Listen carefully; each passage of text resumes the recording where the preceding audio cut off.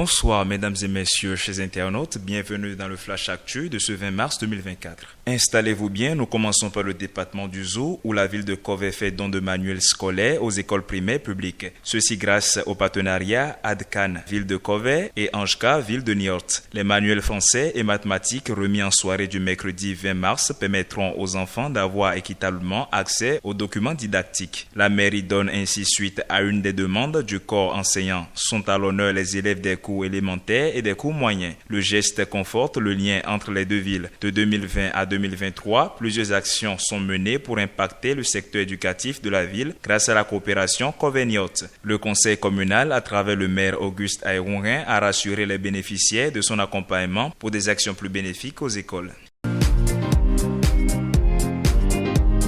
Le porte-parole du gouvernement, Léandre Wilfried Rungweji, était en face des professionnels des médias ce mercredi 20 mars 2024 à Parakou, dans les locaux de la direction régionale de l'ORTB. Un rendez-vous d'échange au cours duquel le porte-parole du gouvernement a notifié aux hommes des médias qu'il n'y a pas d'impôt à payer pour les confessions religieuses. C'est une information qui n'existe pas. Il ne s'agit pas de faire payer les organisations religieuses. Il n'y a que l'acte OADA qui régit ces structures et fait obligation de présenter un bilan, a-t-il clarifié. Il ajoute que la seule condition pour faire payer des impôts aux organisations religieuses est que ces dernières se lancent dans des activités commerciales. Le porte-parole du gouvernement a aussi apporté des réponses aux questions ayant rapport à la répression des infractions au code de la route, le nouveau code électoral promulgué par le président de la République et l'augmentation du prix de l'engrais NPK, entre autres sujets abordés.